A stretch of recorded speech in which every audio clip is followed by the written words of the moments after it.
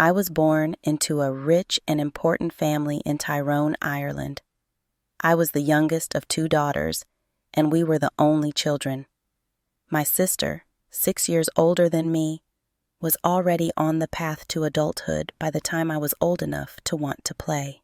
I was only 12 years old when she got married. I remember the day of her wedding so clearly. It was a beautiful celebration, with bright flowers and joyous music filling the air. Everyone was happy, but I was sad. My sister, who had always been there, was leaving with her new husband, Mr. Stevens. They were moving to Dublin, far from our home. She was everything to me, my guide, friend, and companion. She was always kinder to me than my parents. I cried when she left. My parents, who had always wanted sons, were distant and disinterested. A year after my sister's marriage, we received a letter from Mr. Stevens. He wrote that my sister had fallen ill and wanted to return home to be with us. Though I was sad about her illness, I was secretly happy at the thought of her return. "They're leaving Dublin on Sunday," my father told me. I waited anxiously for her arrival. Hour after hour passed. The sky grew dark, and soon it was midnight, but I couldn't sleep. Suddenly, around 1 o'clock in the morning, I heard a distant noise. I rushed out of my room, calling for my father. We stood at the front door, listening. We heard a cry in the night, but no one was there. The next day, a man arrived with terrible news. My sister had died at the same time we had been waiting for her outside. For 2 years, I lived in a deep sadness, unable to move forward. Mr. Stevens soon remarried, and I was angry at how quickly he seemed to forget my sister. At 16, my parents began to pressure me to marry. They didn't show much affection toward me, but they were eager for me to secure a good match, especially after my sister's untimely death, insisting I needed to meet better prospects. When I turned 20, they took me to Dublin to introduce me to potential suitors. I met many men, but none of them captured my interest. My heart was still heavy with grief for my sister, and the thought of marriage seemed distant and unimportant. One night my mom asked, "Do you know Lord Glenfallen?" "Oh, yes," I said. "He's that ugly old man from the countryside." "He is not ugly, and he is not old," my mother replied sharply. "He is from a wealthy and important family and wants to marry you." I stared at her in disbelief. Marry Lord Glenfallen? The thought made me want to laugh, but the look on her face told me she wasn't joking. I didn't know how to respond.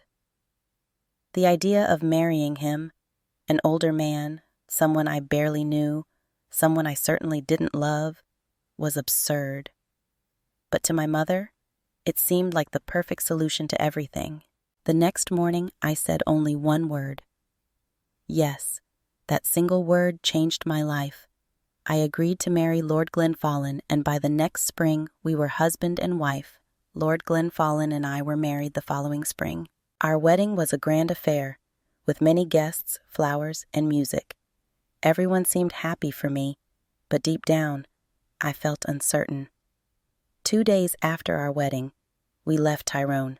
I said goodbye to my parents, and though they had never been particularly affectionate, I realized I would miss them. My father was getting older and sometimes ill, and my mother, though distant, was still my mother. We journeyed to Cahergilla, my husband's estate. After 3 days of traveling, we arrived. The estate was breathtaking. Lord Glenfallen's house was magnificent, surrounded by a lush garden filled with trees and flowers, and a gentle river ran nearby.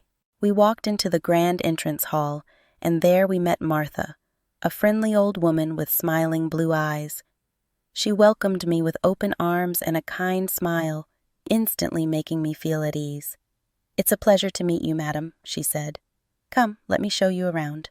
"Come, my love," Lord Glenfallen said softly. "You must come inside and meet Martha. She runs the house and knows everything about it." I followed him inside, and we were greeted by Martha. She welcomed me warmly, and her presence made the large house feel a bit more homely.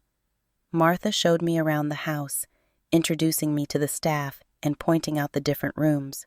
It was a grand house, and I marveled at its beauty. I felt excited to be there, imagining the happy days we would spend together.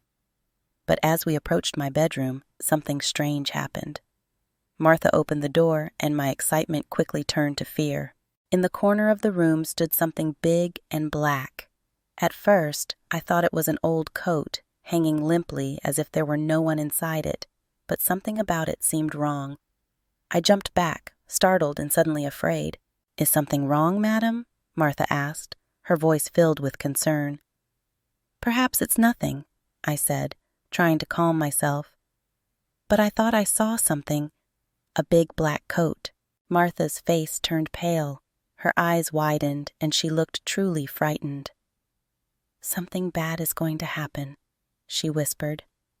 "Whenever someone sees the black coat in this house, it means a tragedy is near." Her words sent a chill down my spine, but I tried to forget about it. I didn't mention the coat to my husband, wanting to maintain the happiness I had felt earlier. The next day, Lord Glenfallen took me for a walk around the house and garden. I wanted to familiarize myself with my new home and explore its beauty further. As we walked through the garden, I said, "I like this house, and I'm happy to be here with you. It's much better than Tyrone." My husband, who had been silent for most of our walk, suddenly stopped. He took my hand, his face serious and pale. "Fanny," he said quietly, "listen to me. There's something I must ask of you. Please, only go into the rooms at the front of the house. Never go into the rooms at the back of the building or into the small garden by the back door. Never. Do you understand?" His words confused me. He had never spoken to me like this before, and I didn't understand why he was so serious. But I nodded, even though I didn't understand. Something had changed in him since we arrived at Cahergilla. He no longer smiled or laughed, and a strange sadness seemed to weigh him down. I tried to forget his words, but they lingered in my mind. Days passed, and the house began to feel less welcoming. I started to sense an underlying tension between my husband and the house itself. Then one day, after lunch, I went upstairs to my room to fetch my hat and coat for a walk in the garden. But when I opened the door, I was startled to see a woman sitting by the fire. She was about 40 years old, dressed in a long black coat, and her skin was pale, almost ghostly. What struck me most, however, were her eyes. They were white. She was blind. "Madam," I stammered, "this is my room. There must be some mistake." The woman turned her head toward me, though her white eyes could not see me. "Your room?" she said coldly. "I don't think so." "Where is Lord Glenfallen?" she asked suddenly, as if my presence didn't matter. "He's downstairs," I answered, still confused and a bit frightened. "But who are you, and why are you in my room?" "Tell Lord Glenfallen that I want him," was all she said. Her voice was low and commanding. "I must tell you that I am Lady Glenfallen," I said, trying to assert myself. "And you must leave my room." The woman's face twisted in anger. "You are not Lady Glenfallen," she shouted, and struck me hard across the face. I cried out in shock and pain. Moments later, my husband rushed into the room, having heard my scream. I ran out as he entered, too frightened to stay, but I stood outside the door, trying to hear their conversation. I couldn't make out all the words, but Lord Glenfallen was furious, and the woman's voice was filled with distress. When he finally emerged from the room, I demanded to know who she was. "Forget her," he said coldly. His face was pale, and his voice trembled. "Don't listen to her." But how could I forget her? Every day my husband became more distant, more silent. He spent hours sitting by the fire, staring into the flames, lost in thought.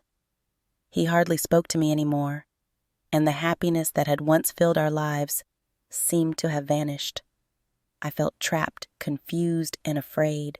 Then, one morning, my husband suddenly announced, "We must leave Cahergillah. We should go to France or Spain. What do you think, Fanny?" Before I could answer, he left the room in a hurry. His words filled me with unease. Why must we leave? Why was he so eager to run away? I didn't want to go too far from my parents, especially since my father's health was declining. I spent the rest of the day thinking, unsure of what to do. That night, I went to bed early, hoping for a good night's sleep. But in the middle of the night, I awoke to find the blind woman standing at the foot of my bed. In one hand, she held a small light. In the other, a knife gleamed in the darkness. "Did Lord Glenfallen marry you?" she asked. "Yes," I whispered, terrified. "He married me in front of 100 people." "That's unfortunate," she said coldly, "because I don't think he told you that I am his wife. You are not Lady Glenfallen. I am. And if you don't leave this house tomorrow, I will kill you with this knife." She held the knife up, and I could see its sharp edge glinting in the faint light. Then, without another word, she left the room as silently as she had entered. I did not sleep again that night. As soon as morning came, I went to my husband and told him everything. "Who is the blind woman?" I asked, my voice trembling. "I told you never to go there," he shouted, his face white with fear. "But I didn't go anywhere," I cried. "She came to my room in the night, holding a knife. She told me to leave or she would kill me." He looked at me with desperate eyes, and for the first time, I saw how terrified he truly was. He finally told me the truth. The blind woman was indeed his wife, the first Lady Glenfallen. He had tried to leave her, to start a new life with me, but she had followed him. She was obsessed with him and refused to let him go. She had lived in the back of the house for years, waiting for him, growing more insane with each passing day. "Fanny," he said, his voice shaking, "we must leave Cahergillah before she kills us both." I didn't argue. We left that very day, fleeing to Dublin. As we rode away from Cahergillah, I glanced back at the house, now far behind us, and I couldn't shake the feeling that the blind woman was watching us, waiting for the day when we would return. And I knew, deep down, that one day we would have to face her again. After Fanny and Lord Glenfallen fled Cahergillah to escape the blind woman's haunting presence, their life in Dublin began peacefully, but the fear lingered in their hearts. Fanny often looked over her shoulder, half expecting the ghostly figure of the blind woman to appear. As the months passed, Lord Glenfallen became increasingly withdrawn. Though they were far from Cahergillah, the weight of his past seemed to follow him. Fanny noticed how he flinched at small sounds, how he grew pale when the wind whistled through the windows at night. Something was still haunting him, and she feared it was more than just the blind woman's ghost. One evening, after a quiet dinner, Fanny found her husband staring out of the window into the darkened streets. "We can't run forever," he whispered, his voice barely audible.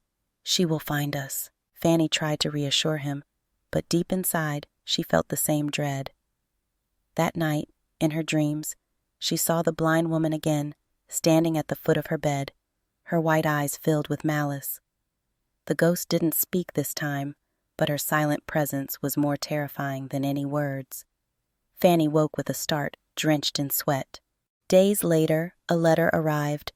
It bore no name, no signature, just 4 words written in a shaky hand. "You cannot escape me." Lord Glenfallen's face turned ashen when he read it. "She's coming," he said, his voice hollow.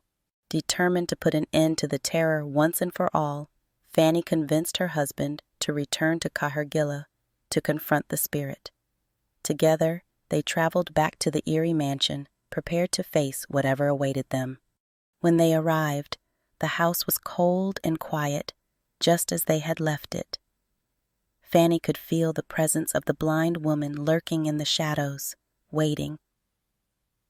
As night fell, they sat in the dimly lit living room, bracing themselves for her return. And then, just after midnight, they heard the sound, a soft, eerie whisper, followed by footsteps in the hallway. Fanny gripped her husband's hand tightly as the door slowly creaked open. There she was, the blind woman, her white eyes gleaming in the darkness. "You came back," she hissed, her voice dripping with malice. Lord Glenfallen stood, trembling but resolute. "It's time to end this." But the blind woman only smiled, a cold, haunting smile. "You cannot escape me," she repeated. "You will never be free." Suddenly, the candles in the room flickered and went out. Fanny felt a cold hand on her shoulder, but when she turned, there was no one there. The room was filled with the sound of her sister's voice, a comforting presence amidst the terror. "It's time to leave," her sister whispered. Fanny took a deep breath and stood beside her husband. "We are not afraid any more," she said, her voice strong. "We are leaving you behind for good." As she spoke, the room seemed to shift, the darkness lifting slightly. The blind woman screamed in fury, but her form began to fade, dissolving into the shadows. Her power over them was breaking. With the first light of dawn, Fanny and her husband left Cahergilla for the last time. This time, they knew they were free. Thank you so much for watching. We hope you enjoyed the story. Don't forget to like, share, and subscribe for more exciting tales. See you in the next video.